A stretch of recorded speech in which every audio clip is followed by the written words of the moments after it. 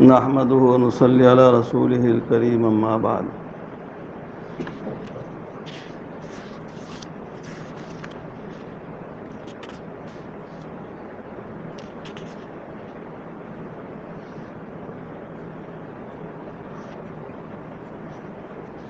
میں نے کل عرض کیا تھا کہ ہم یہاں آئے ہیں اللہ کو راضی کرنے کے لیے، اپنے نیتوں کو درست کر لیں تو ہمارا یہ عمل اللہ کے یہاں مقبول ہوگا انشاءاللہ تعالی، نہیں تو سوائے مشقت کے اور کچھ نہیں ملے گا۔ اسی 10 دن کے اندر ہمیں جو ہے اپنے نماز جو اہم ترین عبادت ہے اس کو بھی سنت کے مطابق کرنا ہے، کہو انشاءاللہ کریں گے۔ اور نماز جو پڑھی جاتی ہے اللہ کے لیے، اس کی کیفیت کیا ہونا چاہیے، اللہ کے نیک بندوں نے کیسے نماز پڑھی، اس کو سننے سے بھی طبیعت میں ایک شوق پیدا ہوتا ہے اور وہ کیفیت پیدا ہوتی ہے اپنے اندر۔ جس طرح بزرگوں نے لکھا ہے، علماء نے، کہ اپنے ظاہر کو اگر سنت کے مطابق بنا لیں گے تو باطن کو بھی اللہ تعالیٰ درست فرما دیں گے۔ جیسے ابھی بات آئی کہ بہت ساری بیماریاں وہ ہیں جس کو ہم بیماری نہیں سمجھتے، وہ بیماریاں جن کو بیماری نہیں سمجھتے وہ ہم کو ہلاکت کے گدھے میں ڈال دیں گی، اور ان بیماریوں کی وجہ سے حقوق العباد میں مبتلا ہو جاتا آدمی۔ جسمانی بیماری کی وجہ سے گناہ معاف ہوتے ہیں صبر کرنے سے، مغفرت ہوتی ہے، اور وہ جو اندرونی بیماریاں ہیں ان سے گناہ میں اضافہ ہوتا ہے، نیکیاں گھٹتی ہیں، دوسرے کے نام اعمال میں ہماری اچھائیاں چلی جاتی ہیں۔ ان کی اصلاح آسان تو ہے نہیں، لیکن فکر کریں گے تو آہستہ آہستہ اصلاح ہوگا، کیونکہ عادت کو بدلنے میں بہت وقت لگتا ہے۔ مسلسل لگے رہیں گے اور اپنے شیخ سے تعلق قائم رکھیں گے تو آہستہ آہستہ جا کے اصلاح ہوگا۔ غصے کا علاج، حسد کا علاج، کینہ بغض کا علاج۔ باقی یہ جو نماز ہے، نماز کے بارے میں آقا محمد مصطفیٰ صلی اللہ علیہ وسلم نے فرمایا، صلو کما رأیتمونی اصلی۔ اللہ نے قرآن میں نماز کا حکم دیا، اقیم الصلاۃ طرفی النہار وزلفا من اللیل ان الحسنات یذہبن السیئات واقیموا الصلاۃ۔ اللہ نماز قائم کرو، نماز قائم کرو، رات کے کچھ حصے میں، صبح شام کچھ حصے میں، دن کے حصے میں نماز سے تمہارے گناہ مٹا دیے جائیں گے۔ نماز سے بھی گناہ معاف ہوتا ہے، وضو سے گناہ معاف ہوتا ہے، وضو سے گناہ جھڑتے ہیں باقاعدہ، اور نماز سے، ایک نماز سے دوسرے نماز کے درمیان میں اٹھتے بیٹھتے جو گناہ ہوتے رہتے ہیں وہ گناہ جھڑتے ہیں۔ اس لیے نماز کو سیکھنا چاہیے۔ ہمارا حضرت قاری صاحب رحمۃ اللہ فرمایا کرتے تھے کہ پہلے زمانے میں لوگ 20 برس تک نماز سیکھتے تھے۔ وہ کیا سیکھتے تھے؟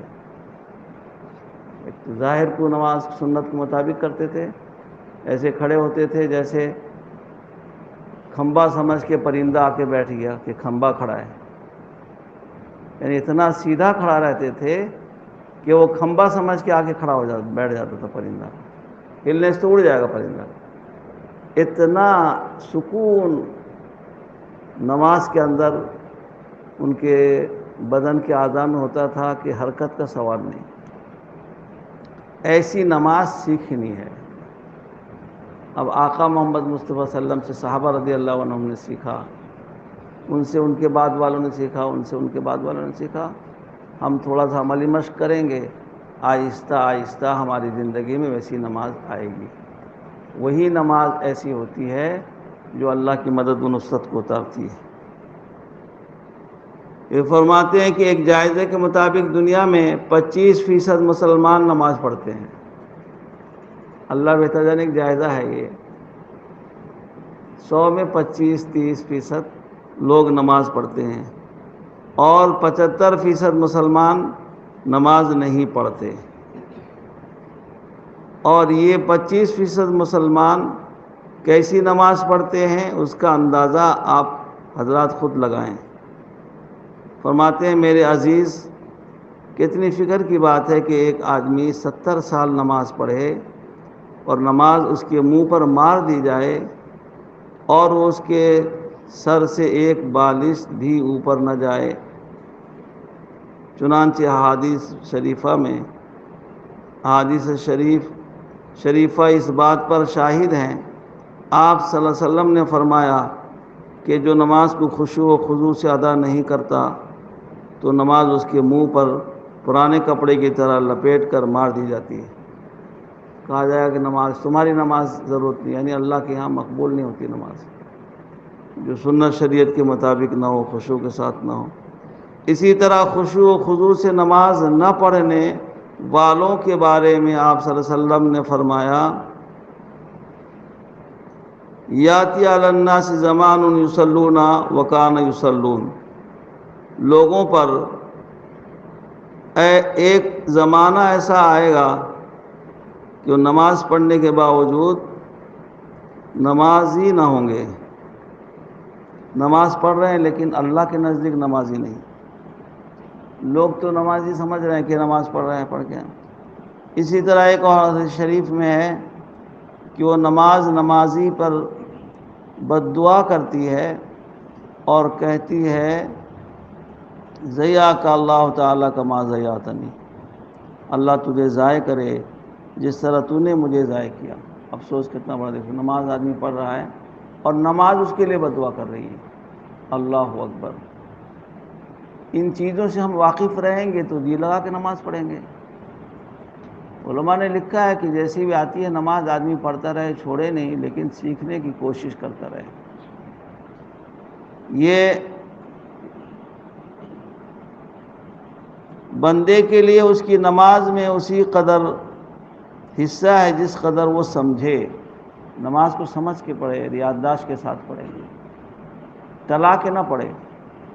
سمجھ کے رکوع میں جا رہا ہوں، کھڑا ہوں، یہ تلاوت کر رہا ہوں، یہ سورہ فاتحہ پڑھا، یہ فلاں جگہ کی فلاں سورہ پڑھا یا فلاں جگہ کی آیتیں تلاوت کیا، یا رکوع میں گیا یہ تسبیح پڑھا، سجدے میں گیا. یہ سارا دھیان کے ساتھ کرے. یہ نہیں کچھ پتہ نہیں کیا خود پڑھا اور پھر دوسرے رکعت میں اسے خود پتہ نہیں کیا ہوا نہیں ہوا. فرمایا میرے عزیزو آج نماز ایک عادت بن چکی ہے. کتنے لاکھوں انسان ایسے ہیں جو نماز میں اللہ اکبر کہنے سے سلام پھیرنے تک اپنے کاروبار میں مشغول رہتے ہیں. اللہ اکبر کہا اور دنیا اندر چلی آئی. بہت سارے لوگ اور کہتے ہیں وسوسہ بہت ہوتا ہے. ہوتا نہیں ہے وسوسہ. آتا نہیں ہے، لاتے ہیں کھڑے ہو کر اور وہیں سے لے کے آتے ہیں جہاں سے چلے ہیں. ہمارے استاد تھے، اللہ ان کی قبر کو نور سے بھر دے. وہ فرمایا کرتے تھے کہ دیکھو پہلے زمانے میں مسجدوں میں وضو کا انتظام نہیں تھا اور لوگ گھر سے وضو کر کے آیا کرتے تھے. جب گھر سے وضو کیے تو دھیان نماز کا کر کے ہر قدم پر ایک گناہ مٹ رہا ہے، ایک نیکی لکھی جا رہی ہے، ایک درجہ بلند ہو رہا ہے. اس کیفیت کے ساتھ مسجد آ رہے ہیں اور پھر آ کے مسجد میں سنت کے مطابق داخل ہوتے ہیں، سنت پڑھتے ہیں، فرض پڑھتے ہیں. اور آج ایسا ہو گیا دکان میں بیٹھے ہیں، گھڑی دیکھتے ہیں جماعت میں کتنا وقت ہے، 10 منٹ، 5 منٹ، 3 منٹ، 2 منٹ. دوڑتے ہوئے ادھری سے آتے ہیں اور پھر جو ہے دوڑتے دوڑتے آ کر کیا کرتے ہیں، کسی کے منہ میں بیڑی، کسی کے منہ میں سگریٹ، کسی کے منہ میں پان، وہیں پھینکے. نہ مسواک نہ سسواک. مسجد کے حوض میں یا لوٹا بھر کے وضو کیا اور دھڑا دھڑ 2-4 رکعت نماز پڑھ۔ اب بتاؤ دنیا وسوسہ آتا ہے یا لے کے آتے ہیں؟ اب نماز میں کھڑے ہوتے وہ چابی کہاں ڈال کے چلا آیا، وہ آدمی کھڑا تو رہے گا نہ چلا جائے گا، یہ تمام وساوس اس کو گھیریں گے آ کے، یہ وسوسہ لے کے آتا ہے۔ تو فرماتے تھے یہ حالت ہماری نماز کا ہو گیا ہے۔ ایک بزرگ فرماتے تھے کہ اگر نماز کا حال جاننا ہو تو کسی ایک نماز کے بعد باہر کھڑے ہو جاؤ، جب نماز پڑھ کے اس کو پوچھو کہ امام صاحب نے مغرب کی نماز بعد امام صاحب کون سی سورت تلاوت کی آج؟ اکثر لوگوں کو دیکھیں گے پتہ ہی نہیں چلے گا ان کو کون سا سورت پڑھے، دھیان نہیں۔ اللہ اکبر۔ تو فرمایا کہ ایسی عادت ہو گئی ہے، سلام پھیرنے تک اپنے کاروبار میں مشغول رہتے ہیں، ڈاکٹر اپنے کلینک سے نہیں نکلتا، افسر اپنے دفتر سے نہیں نکلتا، یہ تو ہماری نمازوں کا حال ہے۔ فرماتے تھے میرے دوستو اس سے زیادہ مردہ اور غافل دل کون سا ہوگا؟ ایک دل کو جھٹکا لگ جاتا ہے تو ڈاکٹر کے پاس بھاگے بھاگے پھرتے ہیں کہ ہارٹ میں اٹیک ہو گیا ہے، یہ دل مر گیا، مردار ہو گیا۔ ہمارا جسم ہمارے دل کا قبرستان ہے جس میں ہمارا مردہ دل دفن ہے۔ جس دل کو 4 رکعت نماز میں بھی 20 مرتبہ محبوب یاد نہ آئے، نہ رلائے نہ تڑپائے، یہ کیسا محب ہے، محبت کرنے والا ہے، اور کیسا نمازی ہے جو سب کچھ لٹا کر بھی مطمئن ہے۔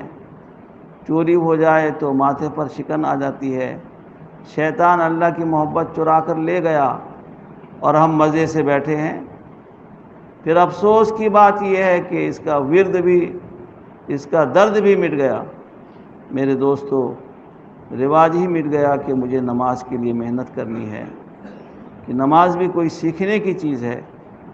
ٹھکا ٹھک سجدے ہو رہے ہیں، رکوع ہو رہے ہیں، یہ بھی کوئی نماز ہے جس میں نہ اللہ کی یاد ہو، نہ اللہ کی محبت، نہ اللہ کے لیے رونا، نہ روزہ دھونا؟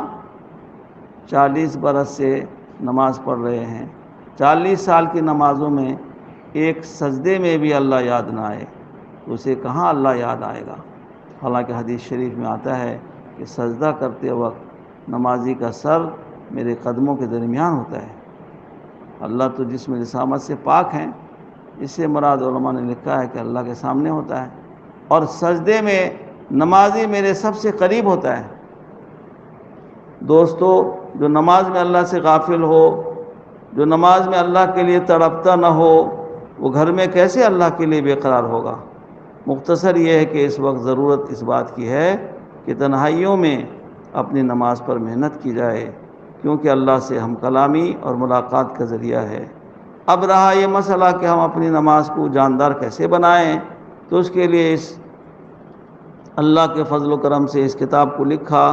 جو شخص اپنی نماز کو اللہ کی نگاہ میں پسندیدہ بنانا چاہے تو اسے چاہیے کہ اس کتاب کے آخری حصے میں لکھے گئے حصول خشوع و خضوع کے ذریعے مشق کرے۔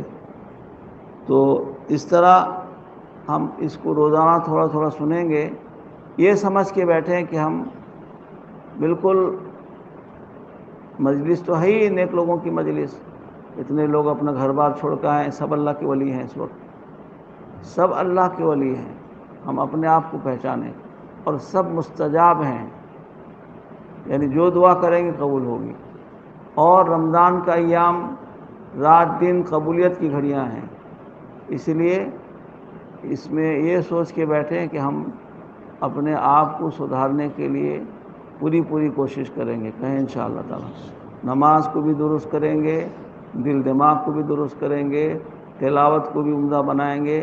یہ سب اللہ تعالیٰ کے طرف سے ہمیں موقع ملا ہے، اس کی قدر کریں گے انشاءاللہ۔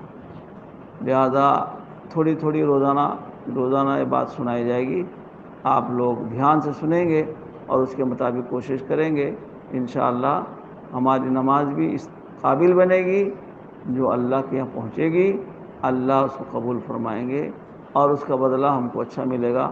نماز اچھی ہوگی تو قبر روشن ہوگا، جہنم کی حشر کے میدان کی الجھن پریشانی سے بچیں گے، پل صراط پر نور اور حجت اور آسانی سہولت کے ساتھ جنت میں انشاءاللہ پہنچ جائیں گے۔ اللہ تعالی ہمارے لیے آسان فرمائے سیکھنا سکھانا۔ اس کے لیے ابھی آپ کو حلقہ بھی بنایا جائے گا اور اس میں تلاوت قرآن پاک کی تشریح کا کچھ تھوڑا سا ہوگا، اخیر میں نماز کا عملی مشق ہوگا۔ دھیان سے اس میں تھوڑا وقت لگائیں آپ لوگ۔ اللہ تعالی ہمیں عمل کی توفیق عطا فرمائے۔